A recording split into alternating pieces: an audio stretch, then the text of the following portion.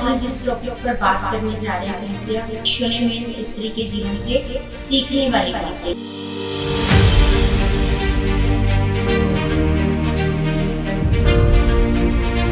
आज हम खुदावन के पवित्र वचनों से सीखते हैं कि जो शून्यहीन औरत है उसके चरित्र के बारे में और उसके स्वभाव के बारे में, उसके अंदर क्या क्या परमेश्वर के लिए क्वालिटीज थी, कैसे परमेश्वर ने उसके जीवन में बड़ा चमत्कार किया।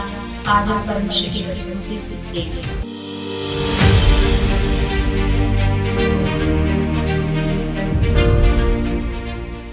Praise the Lord everyone, God bless you all. परमेश्वर आप सबको बहुत सारी बरकतें और आशीषें मसीह में दे चुके हैं। सर्वशक्तिमान जीवित परमेश्वर पिता का मैं धन्यवाद करती हूँ। परमेश्वर हमारे बीच में मौजूद है और परमेश्वर के उपकारों के लिए, उसकी दया के लिए, उसके प्रेम के लिए हम दिल से धन्यवाद करते हैं। वो खुदावंद बहुत महान परमेश्वर है। वो सच में अपने वचनों के द्वारा परमेश्वर हमें अपना ज्ञान, बुद्धि, समझ परमेश्वर देते हैं और अपने साथ चलना सिखाते हैं। परमेश्वर के इस बड़े उपकार के लिए हम परमेश्वर का दिल से धन्यवाद करते हैं। कलीसिया, तो आज हम जिस टॉपिक पर बात करने जा रहे हैं कलीसिया, हम बात करने जा रहे हैं शून्यहीन स्त्री के जीवन से सीखने वाली बातें, है ना। तो सच में आज हम खुदावन के पवित्र वचनों से सीखते हैं कि जो शून्यहीन औरत है उसके चरित्र के बारे में और उसके स्वभाव के बारे में, उसके अंदर क्या क्या परमेश्वर के लिए क्वालिटीज थी, कैसे परमेश्वर ने उसके जीवन में बड़ा चमत्कार किया। आज हम परमेश्वर के वचनों से सीखते हैं।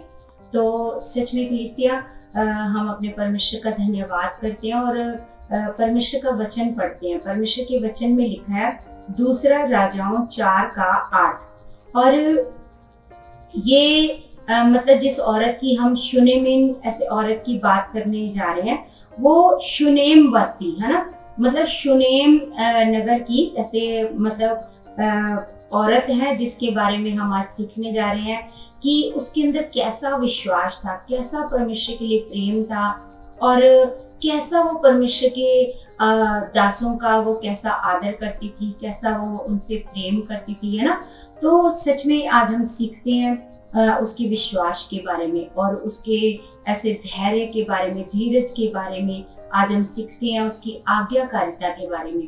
तो सच में कलीसिया, आज हम परमेश्वर का वचन पढ़ते हैं। तो यहाँ पर लिखा है 2 राजाओं 4:8 में, तो यहाँ पर लिखा, एक दिन की बात है कि एलीशा शूनेम को गया जहाँ एक कुलीन स्त्री रहती थी। कुलीन मतलब बिल्कुल पवित्र, है ना, और उसका मन शुद्ध था, पवित्र था, परमेश्वर को प्रेम करती थी, है ना।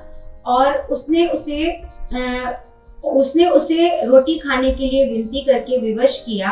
अतः जब जब वह उधर से जाता तब तब वह वहां रोटी खाने को उतरता था। उस स्त्री ने अपने पति से कहा, सुन, ये जो बार बार हमारे यहाँ से होकर जाया करता है वह मुझे परमेश्वर का कोई पवित्र भक्त जान पड़ता है। हम बीत पर एक छोटी उपरोठी कोठरी बनाएं और उसमें उसके लिए एक खाट, एक मेज, एक कुर्सी और एक दीवट रखें कि जब जब वह हमारे यहाँ आए तब तब उसी में टिका करें। तो यहाँ पर हम सबसे पहले जो उसके अंदर सीखने वाली बात है कलीसिया, वो ये सीखने वाली बात है कि हम उसके जीवन से सीख रहे हैं कि उसके अंदर कैसा परमेश्वर के लिए प्रेम है और कैसा मतलब आदर का भाव उसके अंदर है, कैसा मतलब वो परमेश्वर के दासों का आदर करती है, कैसा वो आतिथ्य करती है ना, जैसे अतिथि का सत्कार करना, आतिथ्य वो कैसा करती है, ये हम सबसे पहले यहाँ पर उसके जीवन से सीखते हैं। और आगे लिखा, जब उसने ऐसे अपने पति को बोला कि हम उसके लिए, परमेश्वर का दास के लिए क्या बनाएंगे, वो कोठरी बनाएंगे, उसमें ऐसे एक खाट बिछाएंगे, मेज रखेंगे, दीवट रखेंगे, ऐसे करके सारा कुछ ऐसे उसने बताया। लिखा, एक दिन की बात है कि वह वहां जाकर उस उपरोठी कोठरी में टिका और उसी में लेट गया और उसने अपने सेवक गेजी से कहा, उस शूनेमीन को बुला ले। उसके बुलाने से वह उसके सामने खड़ी हुई। तब उसने गेजी से कहा, इससे कह कि तुम हमारे लिए इससे कह कि तूने हमारे लिए ऐसी बड़ी चिंता की है, तो तेरे लिए क्या किया जाए। क्या तेरी चर्चा राजा या प्रधान या सेनापति से की जाए? उसने उत्तर दिया, मैं तो अपने ही लोगों में रहती हूँ। फिर उसने कहा, तो इसके लिए क्या किया जाए? तो हम यहाँ पर उसके जीवन से दोबारा सीखने वाली जो बात है कलीसिया, हम यहाँ पर सीख रहे हैं कि जब ऐसे एलीशा ने उसको बोला, क्या तेरी हम सिफारिश करें राजा से, है ना, तेरी बात ऐसे सेनापति से या आगे ऐसे तेरी बात करें, तेरी चर्चा करें राजा से कि तेरा मन कितना अच्छा है ना, ताकि राजा तेरे को क्या करे और बढ़ाए, है ना, तेरे ऊपर दया करे राजा। तो उसने कहा नहीं। देखो, सबसे हम सीखने वाली बात है कि उसने ऐसे बोला कि नहीं, मैं तो अपने लोगों में ही क्या हूँ, मैं यहीं पर क्या हूँ, ठीक हूँ, क्योंकि एलीशा चाहता था, एलीशा ने उसके लिए ऐसे सिफारिश करके उसको आगे पहुंचाना था। तो उसने कहा नहीं, मैं अपने ही लोगों में रहती हूँ। सबसे और दूसरी बात सीखने वाली बात है कि उसके अंदर कोई भी यहाँ पर लालच दिखाई नहीं दे रहा, है ना। तो आगे हम देखते हैं कलीसिया, गेजी ने जब उसने दोबारा ऐसे गेजी से पूछा, फिर उसने कहा, तो इसके लिए क्या किया जाए? गेजी ने उत्तर दिया, निश्चय इसके कोई लड़का नहीं है और उसका पति बूढ़ा है ना। तो हम यहाँ पर देखते हैं कि यहाँ पर एक और सीखने वाली जो बात है इस शूनेमिन स्त्री के जीवन से, कि बेशक ये अपने घर पर परमेश्वर के दास को बुला रही है और उसका आतिथ्य सत्कार कर रही है ना, उसके लिए उसने इतना कुछ किया, मतलब खाने पीने की व्यवस्था करती है, हर एक चीज करती है, लेकिन उसने इस लालच से नहीं किया कि मुझे खुदा का दास आशीर्वाद दे करके जाए, कि मुझे बच्चा नहीं है, मुझे बच्चा हो जाए, है ना। उसने अपने मुंह से कुछ नहीं कहा। ये सिर्फ एलीशा ने ही देखा कि हम इसके लिए क्या करें। ये गेजी ने देखा कि इसके पास बच्चा नहीं है और इसका पति भी बहुत बुरा है, मैंने देखा है इनके घर में कोई बच्चा ऐसे नहीं है। उसने एलीशा को बताया ना, उसने कहा उसको बुला ले, और जब उसने उसे बुलाया तब वह द्वार में खड़ी हुई। तब उसने कहा, बसंत ऋतु के दिन पूरे होने पर तो एक बेटा छाती से लगाएगी, है ना। तो यहाँ पर आशीर्वाद दिया एलीशा ने उस औरत को। स्त्री ने कहा, हे मेरे प्रभु, हे परमेश्वर के भक्त, ऐसा नहीं, अपनी दासी को धोखा न दे।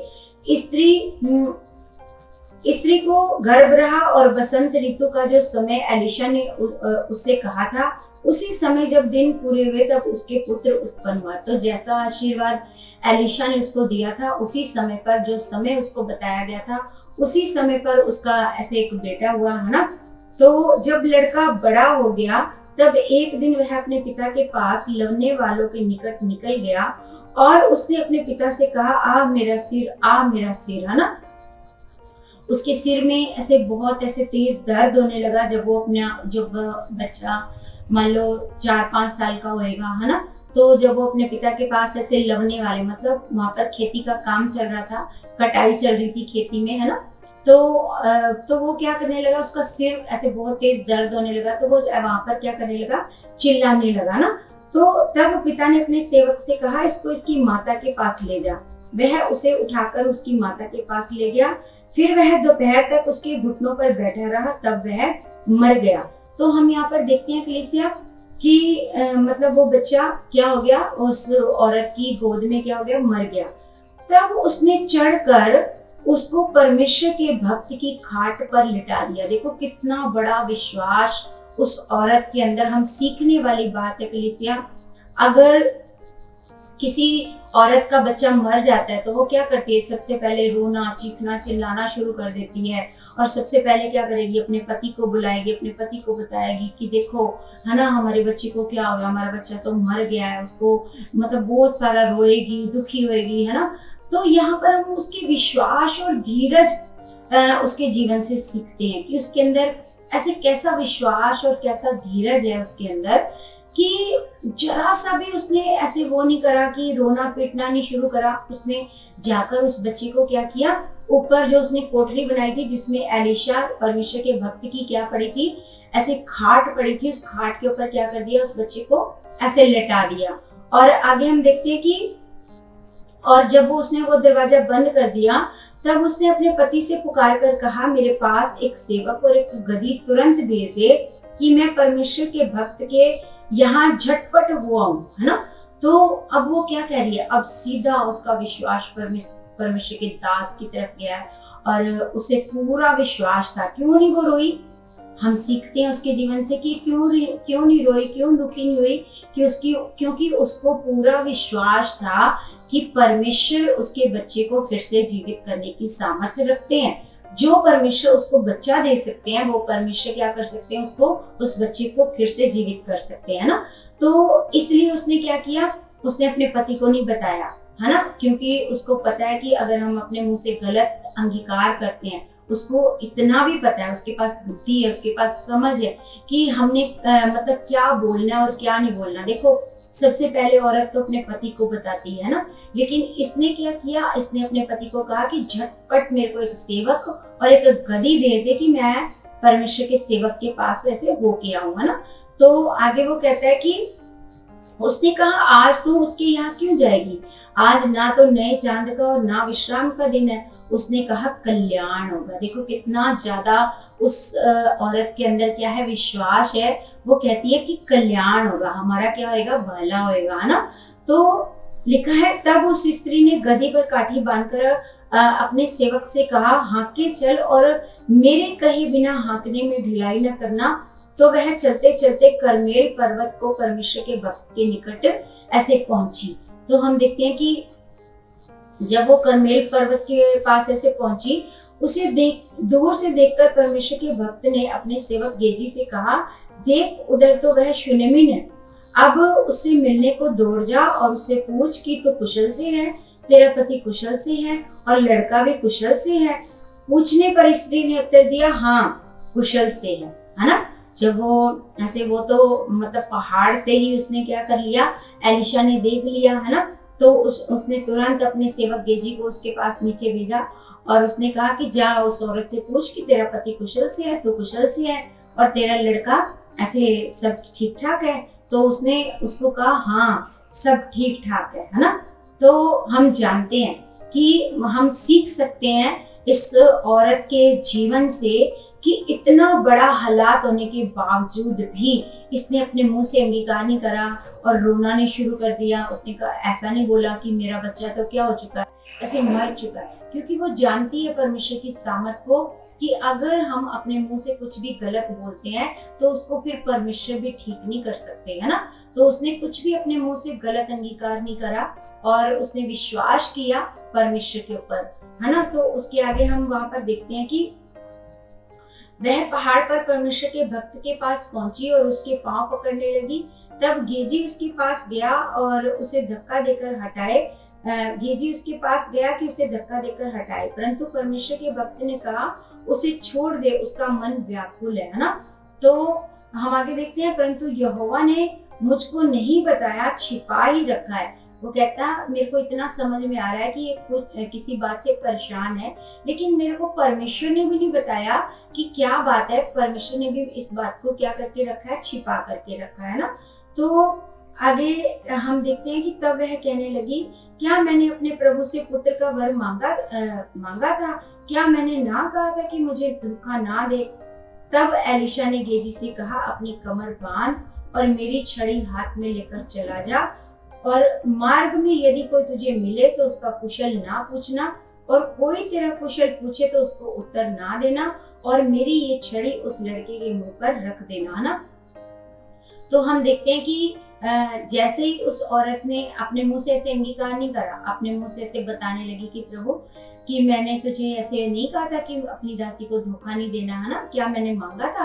तो तुरंत परमेश्वर का जो सेवक है, एलिशा है, वो समझ जाता है कि क्या हुआ है, सारी बात को वो समझ जाता है। लेकिन खुद उस औरत ने अपने मुंह से ऐसे गलत अंगीकार ऐसे नहीं किया। उसने नहीं बोला कि मेरा बच्चा तो क्या हो चुका है, ऐसे मर चुका है ना।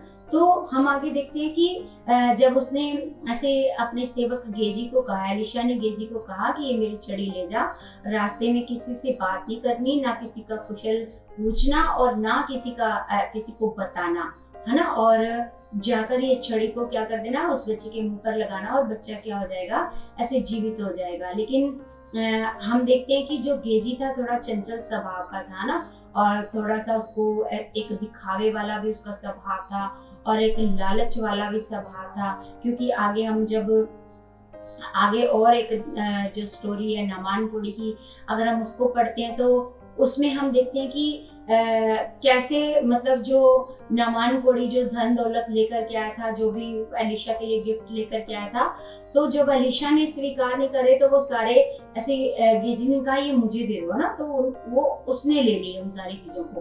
तो हम देखते हैं कि उसका स्वभाव थोड़ा मतलब आज्ञाकार भी नहीं था और थोड़ा उसके मन में लालच भी था। उसके मन में आया अब मतलब एलिशा की छड़ी तो मेरे पास है, मैं सबको दिखाता हूँ। वो दिखाता हुआ सबसे बातें करता हुआ चला गया। तो जब उसने वहां पर जाकर उस लड़के को ऐसे हाँ, तो हम आगे आगे पढ़ते हैं। तो तब लड़के की माँ ने एलिशा से कहा, यहोवा के और तेरे जीवन की शपथ मैं तुझे ना छोड़ूंगी। इसलिए वह उठकर उसके पीछे पीछे चला। तो यहाँ पर हम देखते हैं कि जब उसकी माँ ने कहा कि नहीं प्रभु, मतलब अपनी तरफ से वो कह रही है कि आपको भी चलना क्या है, ऐसे जरूरी है, तो मैं आपको नहीं छोड़ूंगा, आपको साथ लेकर के चलूंगी। तो वो क्या एलिशा क्या हुआ, उसके पीछे पीछे से चलने लगा, है ना।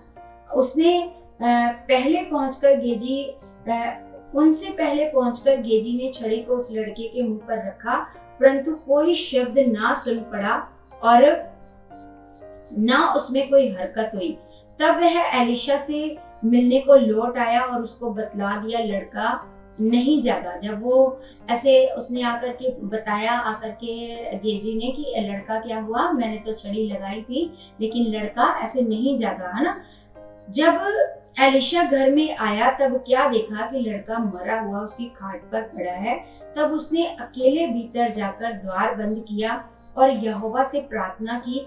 तब वह चढ़कर लड़के पर इस रीति से लेट गया कि अपना मुंह उसके मुंह से और अपनी आंखें उसकी आंखों से और अपने हाथ उसके हाथों से मिला दिए और वह लड़के पर पसर गया। तब लड़के की देह गर्म होने लगी। तब वह उसे छोड़कर घर में इधर उधर टहलने लगा और फिर चढ़कर लड़के पर पसर गया। तब लड़के ने 7 बार छींका और अपनी आंखें खोली, है ना। तो यहाँ पर हम देखते हैं कि जब उस स्त्री का पूरा विश्वास था कि वो औरत पूरा विश्वास कर रही थी कि मेरा बच्चा फिर से मेरा परमेश्वर क्या कर सकता है, जीवित कर सकता है, और वो खुदा के दास को क्या करेगा, इस्तेमाल करेगा और खुदा के दास के द्वारा मेरा बच्चा क्या हो जाएगा, फिर से जीवित हो जाएगा। तो हम देखते हैं कलीसिया की किस प्रकार जो एलिशा है उसने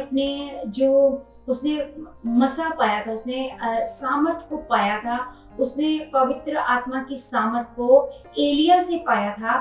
तो हम देखते हैं कि किस प्रकार एलिया ने भी इसी प्रकार सामर्थ्य को दिखाया था। जब हम पहला राजाओं की पुस्तक 17 अध्याय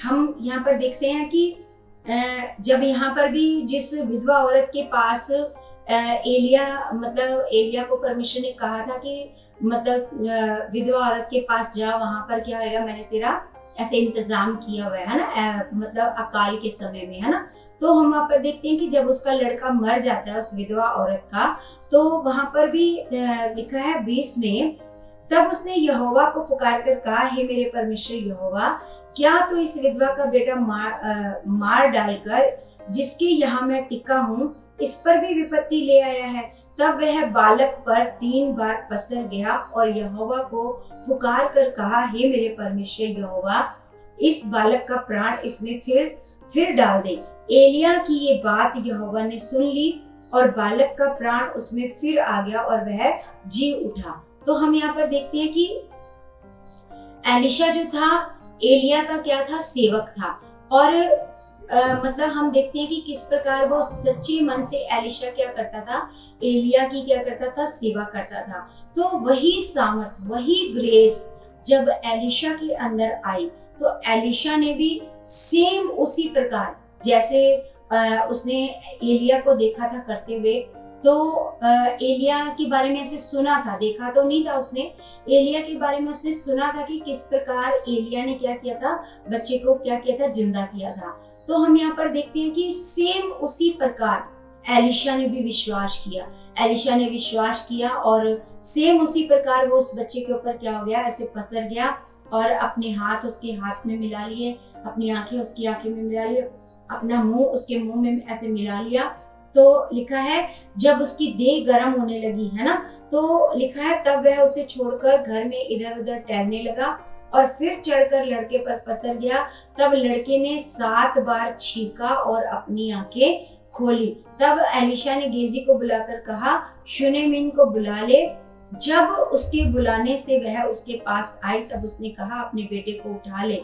वह भीतर गई और उसके पांव पर गिर भूमि पर झुककर दंडवत किया और फिर अपने बेटे को उठाकर निकल गई। हम यहाँ पर देखते हैं कि किस प्रकार इस औरत के अच्छे मन से, अच्छे विश्वास से, है ना, जो उसके अंदर अच्छा विश्वास था, जो उसने अपने मुंह से गलत अंगीकार नहीं किया, उसने अच्छा अंगीकार किया कि हमारा क्या होगा, कुशल होगा। अपने पति को भी उसने गलत अंगीकार करके नहीं बताया, है ना।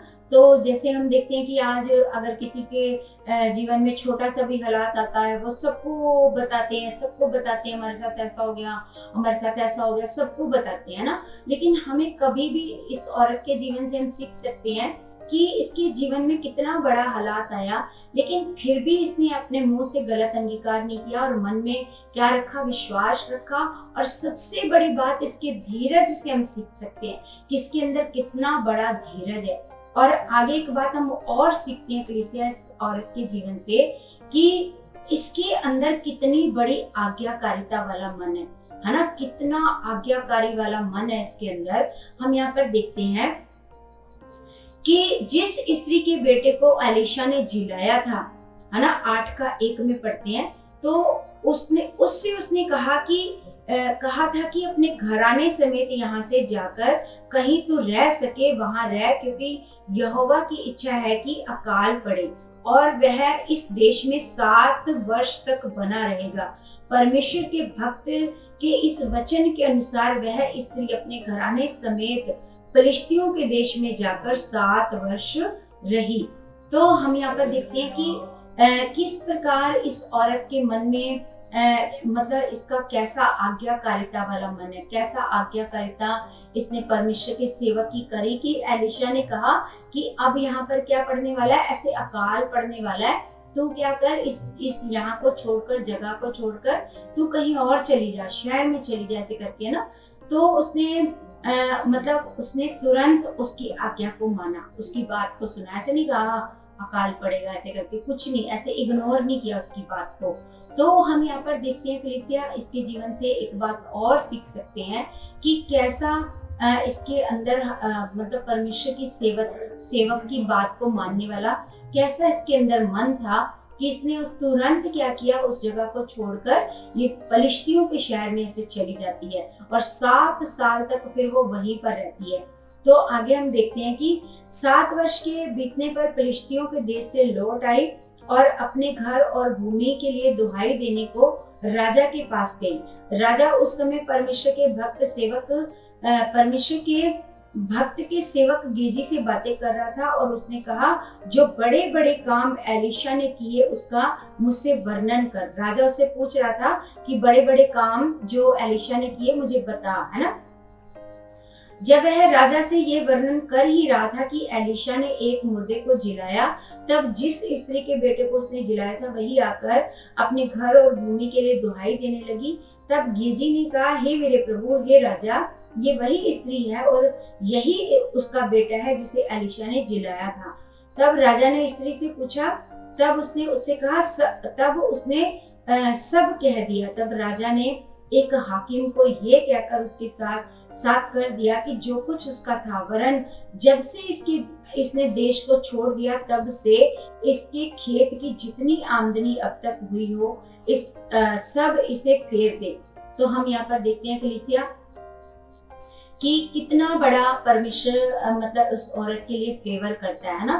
जब हम भी इस औरत के जीवन से सीख सकते हैं हमें कैसा मन रखना है, परमेश्वर के सेवकों का कैसे आदर करना है, परमेश्वर के लिए कैसा मन रखना है, कैसा विश्वास रखना है, कैसा अपने मुंह से ऐसे अंगीकार करना है, कैसा विश्वास करना है और कैसा धीरज रखना है, कैसा आज्ञाकारिता वाला मन रखना है। तो जब हम ऐसे परमेश्वर के साथ चलते हैं कलीसिया, तो परमेश्वर का फेवर हमारे जीवन में आता है। तो हम देखते हैं कैसे राजा का फेवर भी इस औरत के जीवन में आया और राजा ने कहा कि जाओ, एक सेवक को भेज करके बोला कि जाओ, इसके जब तक ये यहाँ पर नहीं रही और इसके खेतों में से जितनी भी आमदनी हुई है इसको सब कुछ वापस करो, है ना।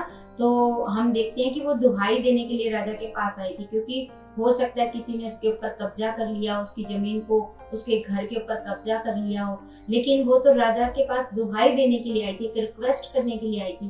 तो हम देखते हैं कि जब कोई परमेश्वर के साथ पूरी रीति से वफादार होता है, परमेश्वर के साथ वफादारी से चलता है, तो कैसे परमेश्वर का फेवर उसके जीवन में काम करता है। तो कलीसिया, जैसे आप और मैं, हम भी अगर परमेश्वर के साथ पूरे अच्छे मन से चलेंगे, आज्ञाकारिता वाला मन रखेंगे और परमेश्वर पर पूरी रीति से विश्वास करेंगे, है ना, अच्छे मन से परमेश्वर पर भरोसा करेंगे, तो सच में हमें भी परमेश्वर का क्या मिलेगा, फेवर मिलेगा, हमें भी परमेश्वर ऊंचा करेगा। क्योंकि परमेश्वर का वचन कहता है कि वो किसी का पक्षपात नहीं करता, वो सबके साथ प्रेम करता है, सब पर दया करता है, सब पर करुणा करता है। सच में कलीसिया, जैसे इस औरत ने ऐसे पूरा विश्वास करके और अच्छा मन रख के कैसे इसने अपने बच्चे को फिर से जीवित पा लिया, फिर से मुर्दों में से क्या पा लिया, इसे जीवित पा लिया। सबसे पहले तो बुढ़ापे में इसने बच्चे को पाया, है ना, और फिर जब नेगेटिविटी काम करके उसके बच्चे को ऐसे मार दिया,